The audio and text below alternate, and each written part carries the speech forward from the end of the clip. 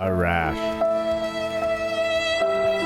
Sad violin music means Toronto Blue Jays are getting shellacked right now by the Baltimore Orioles, 12-2. We spent a lot of time talking about Jays issues. Hold up.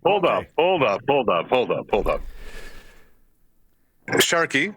Yes. We are 45 seconds into the segment, and I've already lost a bet because I told somebody by now, Barney would have said, "I told you so." Okay, like I just had that in the pool, and I'm already 0 for 1. So I just wanted to share that with you. I think that my Adley heavy Rutschman side has from Tuesday is, yeah. Yeah, like Adley Rutschman's got double the runs that the Toronto Blue Jays do today. Yeah, I get it. Wow. Yeah, they're last place in the AL East. When you saw the rosters they unveiled today, what signs what are we pointing out that can make things maybe better in 2025? Okay, so it's hard to say all these things now when they're getting like run out of the gym. It's 12-2, and it feels like batting practice for the Orioles. But I actually think, guys, and look, there's 161 games to go. Let's remember that. I actually think the Blue Jays starting pitching is going to be okay.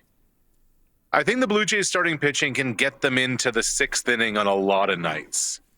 Like Barrios got knocked around a little bit today, but you know, he's an opening day starter. He's a guy making over $100 million. And then beyond that, like Kevin Gausman's a vet. He's coming into the season healthy. He wasn't for a lot of last year. He's a guy who's been through it, who's pitched in the AL East for a number of years. I think Gausman will be fine. I think Chris Bassett going into really a real important season, a couple of years removed from going 200 innings. If the Blue Jays are to do anything, and especially after today, who really knows? But if the Blue Jays are to do anything, their starting pitching is going to have to be massive for them. Because we talked about this on Tuesday. Their bullpen is dreadful. So it's what the starters can do that's going to be so important for them. My heavy sigh is still hanging in the air from Tuesday when you said they got a chance of making the playoffs. Of course they have a chance. No, they don't. No, well, everybody gets in now, Sharky. Everybody gets in as long as you're not, a 74-win team. They'll be lucky to get 74 wins. When you start out 12-2 get your book at out. home, get the book. Yeah, get the book, Colson. Write this down. When you lose 12-2 at home on opening day with your apparent number one guy on the mound. Hold on. It's not over. It still could be 15 or 16. Don't sell the Orioles short here, Sharky.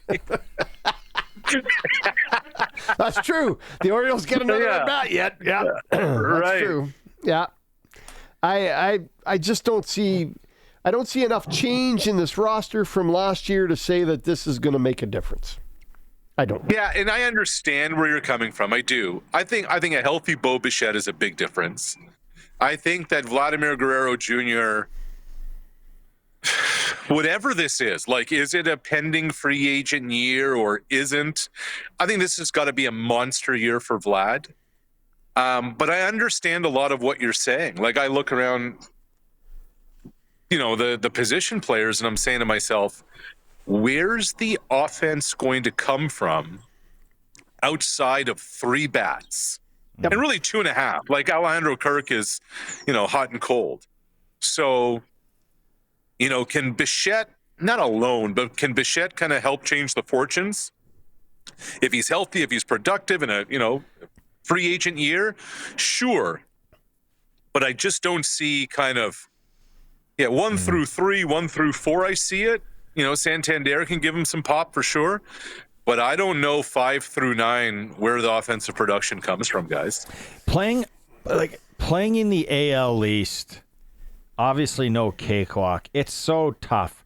You got the Yankees, you got Boston, and Boston gets to play in their park that is tricky to play in. And then Baltimore's on the rise. It is so tough in the AL East. Well, Baltimore's here. Baltimore to me was the best team in the division last year, and not just because of the wins, and obviously that's a big part of it, but just they were so complete. The Orioles have arrived. Now, I think, Barney, you and I have talked about Fenway Park before. It's a weird place, not just because of the history and the dimensions. There is something that happens there, and I don't know what it is after the 7th inning stretch, that they may be down 2, 3, 4 runs, all the Sam Adams and all the clam chowder and the dropkick Murphys and Sweet Caroline. It is the hardest place to get the last 6 outs if you're the opponent. I remember a game in 2019, and I just bring this up because it was a terrible Jays team, but they were up like 5 or 6 runs. And then in extras, Mookie Betts hit a walk-off grand slam. And I'm like, this has just been a 10-run swing in like 3 innings in this ballpark. The last 3 outs in Boston are tough. This is a gauntlet. The Yankees just got to the World Series last year. How the Jays navigate this is going to be tough. Are the Blue Jays now that car salesman at the end of the month that needs that one more to get over or get that bonus, and now they're calling you back with Guerrero? Like, are they just, hey, okay, hear me out here. We're gonna say, where are you going? We're gonna give you this. We're gonna throw in a few oil changes. Like, is this done? Are they gonna keep trying to work it? And will they trade him at some point? I'm not sure if you're calling the Blue Jays front office a bunch of used car salesmen. I'm not sure if that's what you're doing there. They could be new. They could be new. Yeah. New or used. Good units. I think this is a real important. I think this is an important part to kind of understand. For the last 2 years, the Blue Jays haven't been very good, but they've been doing very well at the box office with all the renos, et cetera, et cetera. The ticket sales are not going well. There is not a lot of goodwill in this market right now for this ball club. There are a lot of diehard Blue Jay fans who are very upset. Are we allowed to say pissed on a radio stream? There are a lot of Blue Jay fans who are pissed. They're livid. They're like, what is going on here? And at the center of it is, how are you doing this to Vlad? Because if you go to the ballpark tomorrow, the next day, the day after, I would honestly say 3 out of the 4 jerseys you'll see people wearing are 27 Guerrero blue. You'll see some Bichettes, you'll still see some Bautistas, you'll still see some Donaldsons, and then you'll see the randoms. But Vlad is the guy. And the way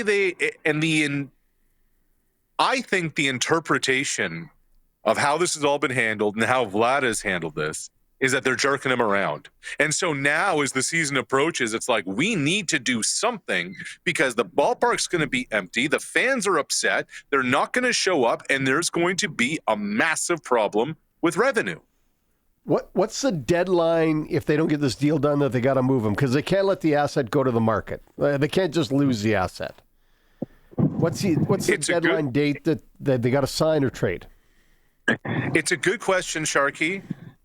I don't know, because I think it still has to do with, are they in any conversation of contention? Right? Like if you're no, but hold on. If you're, 2 games, 3 games, 4 games out of first place, if you're in the wild card on June 30th, a month out from the trade deadline, you can't deal them. That will be the absolute worst thing to ever happen to this franchise. I kind of agree with you. Except worse than anything that happened at Exhibition Stadium, worse that happened anywhere. If they are close and they can't move them and they end up with Bubkiss, worst thing ever. It's a front office that has fully mismanaged assets. They inherited Josh Donaldson as the MVP. They got Julian Merriweather for him. They had Marcus Stroman, who's probably a number 2 to 3 in the rotation. They effectively got nothing for him. On and on and on, you can take a look at what kind of assets the Blue Jays had to make good, and very little has come through on that front. So I just get the sense they're going to keep offering, and I think Vlad's going to play. I think Vlad's going to slow play his hand until he gets the number he wants, because he knows if the Jays don't give it to him, there's going to be at least 4 or 5 teams this offseason that will. If he, especially if he has a great April, May, like if he puts some numbers up, regardless of what the team does, if he puts his own personal numbers up, his value just keeps going through the roof. He just makes it more and more difficult for the Jays. Vlad, And this is what gets so interesting, guys. The better Vlad plays, the bigger a distraction this story becomes. Without a doubt. Because it just won't go away. Nope. we're throwing the undercoating and some new floor mats. How does that sound? How does that sound to you? How many car washes? How many car washes am I getting for that? Because I think Julian Merriweather was the car wash. Okay, let's go. This is I caught this story yesterday, and just life's so busy. I didn't really get it until Alphonso Davies, captain of Canada's national men's soccer team, gets injured. Rumor is that he said, "Hey, I ain't good," and they still played him. And now he's got like ACL. And like, what are you making of this, Arash? What do you know about this from your people? So I think what you were now seeing is the first divide between the captain, the star player, and the new coach, Jesse Marsh. It's the agent of the player who has come out and said Alphonso shouldn't have played. There was inherent pressure put on him to play because he was dealing with an injury, and then 11 minutes in, he blows his knee out. Now, Canada Soccer is filtering out to their mouthpieces that, no, Jesse Marsh came out publicly and said we weren't sure if he was going to play against the Americans in a third-place game, that Alphonso himself wanted to play. This back and forth does no good for the greater good. This does no good with us being 15, 16 months away from the World Cup starting. This isn't just a starter. It's not just a roster player. This is the face of the franchise, the captain, a top 5-6 global megastar on earth. And now Bayern Munich, his club team, is saying, what the hell is going on here? And it's a horrible look. And finally, just as it seemed the national team was on its way and taking steps forward, this happens. You can't get upset if you're Bayern Munich. I mean, all the players are going to play in these national team games. So Bayern Munich can't suddenly raise their eyebrows because they're all playing all over the world. I think you can. Well, I mean, they can, but then don't let any of their players go play, right? I think the difference here is he's already dealing with something from the Mexico game 3 days before. So he's already, he's banged up. And it's not like this was for a trophy. This was a third place game. So it's the whole risk reward thing. It's wait a minute here. Why, if he's already not right, and even if Alphonso wanted to play, there is a care of duty here where you have to protect the athlete from himself. And I think that's an important part of this whole equation too. Yeah, I agree. Like if it was the World Cup, if it's the World Cup, if it's a major competition, and he's like, no, I'm the captain, I'm out there to play. You're like, okay, you know what you're doing here. A third place game in March, that's... You don't see a lot of soccer players. This just dawned on me watching those highlights that Curtis was playing. Actually be hurt? No, you don't see a lot of soccer players with knee braces. No, seriously. Where was the magic spray? Where was the magic spray this time around? Yeah, exactly. Where's that guy with the spray? Get up. You're fine. You'll be good. I love when they... The spray can't repair an ACL, I guess, huh? I love when they take them when they run off with the little stretcher. Like you're watching an old cartoon. Okay. And then a couple more things for you here. Where does Trey Lance fit in the rider depth chart this year? Oh, man. Look, why not? Put him on the neg list. What do you have to lose? Trey Lance's professional career so far has just been, John Lynch thought he had the next Josh Allen, and obviously not that. So take a flyer. Rob Allen. It's my neighbor. Right. We've seen first-round picks come up here. The guy's got some mobility. He's got some arm strength. Don't know if he can play, but it's worth putting him on and seeing if he's willing to come up and take some reps. I wouldn't suspect that we would see him in the CFL, if at all, before 2026. But there's no harm in putting him on the neg list. Doesn't cost you anything. Right. I want to know. I want to ask Glenn Suter later today. I said, you got to find out as much about the negotiation list as possible because I got questions. A lot like the knee brace and soccer player question. I have questions. Well, what do you need to know? I can give you the Coles notes. How many players are you allowed to? How do they come off? What do other teams see? Those are the first three. Yeah, so it used to be 25. I don't know what it is now. Whoever's first to put a guy on the list puts a guy on the list. You can trade neg list players too with one another. So Johnny Manziel kind of had bounced around a couple of neg lists, et cetera, et cetera. For the most part, it's Americans who are on neg lists.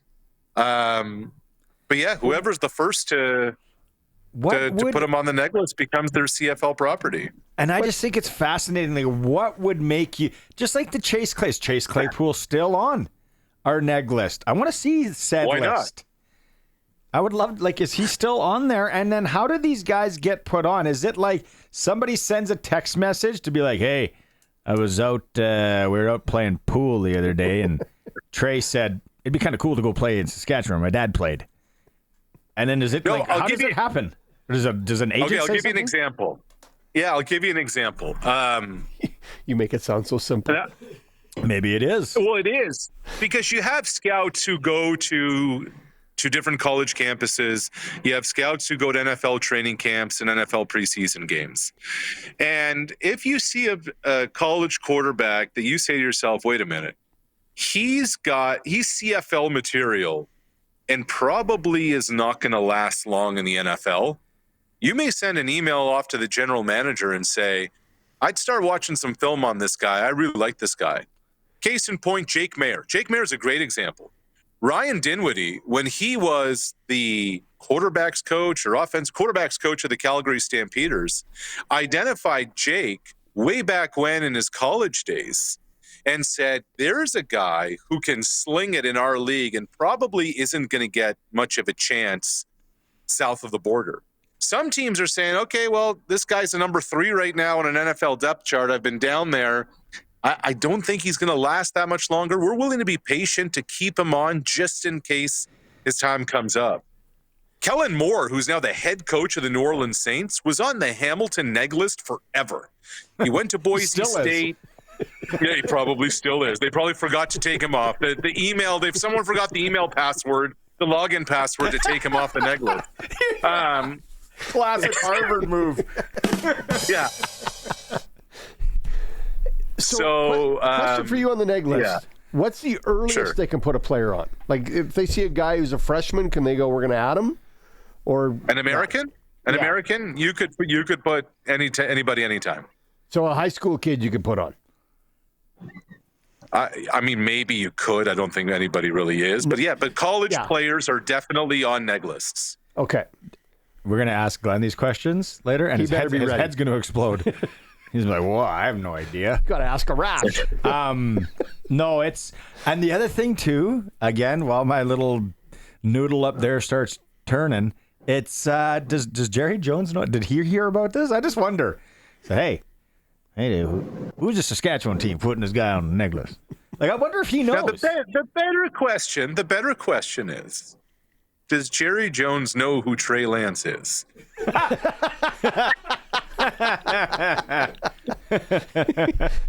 He signed a check for him at some point, didn't he? He's that parking attendant. Just because he signed the check doesn't mean he knows who he is. Oh, that's good true stuff. Okay, and then before we let you go, we were in Melville the other day, and you brought up what's the Major League ball player from Melva? Terry Poole. And just happened, like, isn't it? Sharky. Yes. I'm at a baseball bar yesterday afternoon in Toronto, and I look up on the wall, and you'll never believe what I saw. It's a wall full of baseball cards, and there he is in all his glory. Love it. Terry Poole baseball card. I don't know if it like Topps 91, maybe. What is that? Could a 1993 Topps? Would be about the right era. Yeah. Right? And the Ozzie Melville Smith Millionaires. was around him. There was a Randy Johnson Expos card up there. And Terry Poole right there. I'm like, what are the odds the day after we had that conversation? There we are. Karma. That's karma. awesome. I think I have those cards too. In my mom's house, seriously. There's like a George Bell where he's got his hat sitting on top of his fro. On top? Yeah. Oh, it's so good. All right. That's cool, Arash. That's very cool. As we leave, we can now tell our listeners in the bottom of the ninth, the Baltimore Orioles lead the Toronto Blue Jays 12-2. 2 outs. 2 outs in the bottom of the ninth. Safe to say. So you're saying there's a chance? Blue Jays are starting the season 0-1. So you're telling me there's a chance? What happened to all that 1 in a million talk? Yeah. Yeah. Swanee, swammy, swam. All right. Have a good weekend, Arash. Have some Boilermakers. If we're quoting that movie. Yeah. Right on, buddy. See you later. Take care, brother. See you, boys.